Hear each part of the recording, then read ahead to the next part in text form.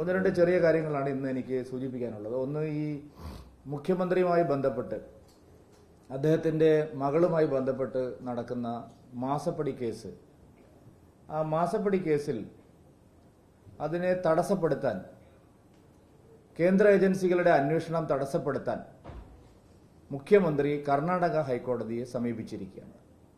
മുഖ്യമന്ത്രിയുടെ മകള് അവരുടെ കമ്പനിയായിട്ടുള്ള എക്സാലോജിക്ക് അന്വേഷണം തടയണമെന്ന് ആവശ്യപ്പെട്ടുകൊണ്ട് കർണാടക ഹൈക്കോടതിയെ സമീപിച്ചിരിക്കുകയാണ്. ഇത് CPM ഗവൺമെന്റ് കേരളത്തിൽ KSIDC ഉപയോഗപ്പെടുത്തി ബഹുമാനപ്പെട്ട കേരള ഹൈക്കോടതിയെ സമീപിച്ചപ്പോൾ തിരിച്ചടി നേരിട്ടതിന്റെ അടിസ്ഥാനത്തിലാണ് ഇപ്പോൾ മറ്റൊരു പ്രതിയായിട്ടുള്ള, ഈ കേസിലെ ആരോപണം നേരിടുന്ന കേസിലെ മറ്റൊരു കക്ഷിയായിട്ടുള്ള വീണയുടെ കമ്പനി കർണാടക ഹൈക്കോടതിയെ സമീപിച്ചിരിക്കുന്നത്. CPM ഇത്രയും കാലം പറഞ്ഞുകൊണ്ടിരുന്നത് ഏത് അന്വേഷണവും വരട്ടെ, ഇതിനേക്കാൾ വലിയ അന്വേഷണം വന്നിട്ടുണ്ടല്ലോ, CBIയേക്കാൾ വലുതല്ലല്ലോ ഈ അന്വേഷണ ഏജൻസി എന്നാണ് ഗോവിന്ദനും മാർക്സിസ്റ്റ് പാർട്ടിയുടെ നേതാക്കളും AK ബാലനടക്കം ഇതുവരെ പറഞ്ഞുകൊണ്ടിരുന്നത്. ഏത് അന്വേഷണവും വരട്ടെ എന്ന് പാർട്ടി പറയുമ്പോൾ മുഖ്യമന്ത്രിയും മകളും പറയുന്നത് അന്വേഷണം വേണ്ട, അത് തടയണമെന്നാണ്. മടിയിൽ കനമില്ലെങ്കിൽ എന്തിനാണ് മുഖ്യമന്ത്രി ഈ അന്വേഷണത്തെ ഭയപ്പെടുന്നത്? അന്വേഷണത്തെ എന്തിനാണ് തടസ്സപ്പെടുത്തുന്നത്? അമ്മയുടെ പെൻഷൻ കൊണ്ടാണ് മകള് ബിസിനസ് തുടങ്ങിയത് എന്ന് നിയമസഭയിൽ പറഞ്ഞ ആളാണ് മുഖ്യമന്ത്രി ശ്രീ പിണറായി വിജയൻ. തല കുനിക്കില്ല, തല കുനിക്കേണ്ടി വരില്ല എന്ന് പറഞ്ഞ ആളാണ്. വലിയ ആത്മവിശ്വാസം നിയമസഭയിൽ പറഞ്ഞ ആളാണ് മുഖ്യമന്ത്രി ശ്രീ പിണറായി വിജയൻ. എന്നാൽ കണക്കുകൾ പുറത്തു വന്നിരിക്കുന്നു. അമ്മയുടെ പെൻഷൻ കൊണ്ടല്ല, കള്ളപ്പണ ഇടപാടുകൾ കൊണ്ടാണ് ഈ കമ്പനി നടത്തുന്നതും ഇതൊരു ഷെൽ കമ്പനിയാണെന്നും പുറത്തു വന്നിരിക്കുക. അപ്പോൾ അത് ഭയമുള്ളത് കൊണ്ടാണ് കർണാടക ഹൈക്കോടതിയെ സമീപിച്ചിരിക്കുന്നത്.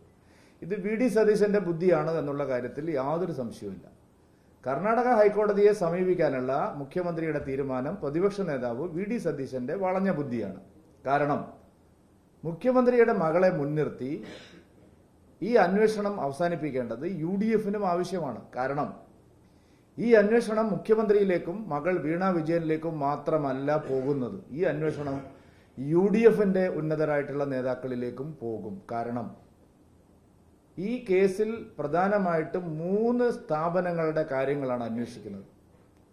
ഒന്ന് CMRL, 2 KSIDC, 3 മുഖ്യമന്ത്രിയുടെ മകളുടെ കമ്പനി. ഇപ്പോൾ പ്രാഥമികമായിട്ടും ഈ 3 സ്ഥാപനങ്ങളിലാണ് അന്വേഷണം പോകുന്നത്. CMRLനെ അന്വേഷിക്കുമ്പോൾ കോൺഗ്രസിന്റെ ഉന്നത നേതാക്കൾക്ക്, UDFന്റെ ഉന്നത നേതാക്കൾക്ക് ഇതിനേക്കാൾ കൂടുതൽ പണം കിട്ടിയിട്ടുണ്ട്.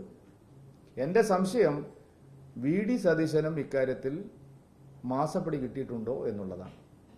കാരണം സംശയിക്കാൻ ന്യായമുണ്ട്. ഈ മാസപ്പടി കേസിലെ മുഴുവൻ പേരുകളും ഇതുവരെ പുറത്തു വന്നിട്ടില്ല, അത് വരാനിരിക്കുന്നതേ ഉള്ളൂ.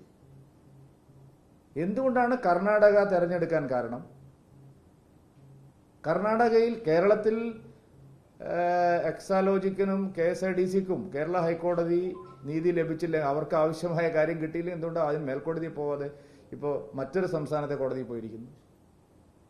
അതിനവർ പറയാൻ പോകുന്ന കാരണം ജൂറിസ്ഡിക്ഷൻ, അവരുടെ കമ്പനി ബാംഗ്ലൂർ ആയതുകൊണ്ടാണ്.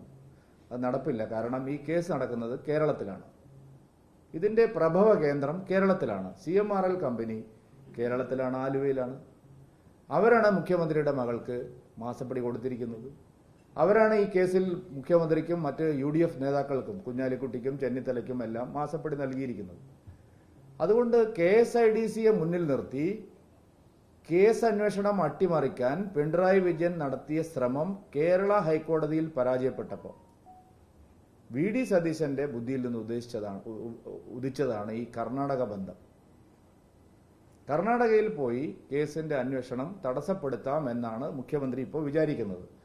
ഇത് പാർട്ടി നയം തന്നെയാണോ? ഈ അന്വേഷണം തടസ്സപ്പെടുത്തണം എന്നുള്ളത് CPIMന്റെ പ്രഖ്യാപിത നയമാണോ എന്നാണ് BJPക്ക് ചോദിക്കാനുള്ളത്. അന്വേഷണത്തിന്റെ വഴിക്ക് നടക്കട്ടെ, നിയമത്തിന്റെ വഴിക്ക് നടക്കട്ടെ എന്ന് എന്തുകൊണ്ട് മുഖ്യമന്ത്രിയുടെ മകളും മുഖ്യമന്ത്രിയും പറയുന്നില്ല? മുഖ്യമന്ത്രിക്കും മകൾക്കും ഒന്നും മറച്ചു വെക്കാനില്ലെങ്കിൽ എന്തിനാണ് നിയമ നടപടികൾ തടസ്സപ്പെടുത്തുന്നത്? SFIO അന്വേഷണം തടയണം എന്ന് പറഞ്ഞുകൊണ്ട് എന്തിനാണ് കർണാടക ഹൈക്കോടതിയെ സമീപിച്ചിരിക്കുന്നത്? ഈ ചോദ്യത്തിന് ഉത്തരം പറയേണ്ടത് മാർക്സിസ്റ്റ് പാർട്ടിയുടെ അഖിലേന്ത്യാ നേതൃത്വവും സംസ്ഥാന നേതൃത്വവുമാണ്. മാർക്സിസ്റ്റ് പാർട്ടി ഇങ്ങനെയാണോ കാര്യങ്ങളെല്ലാം കൈകാര്യം ചെയ്യുന്നത്?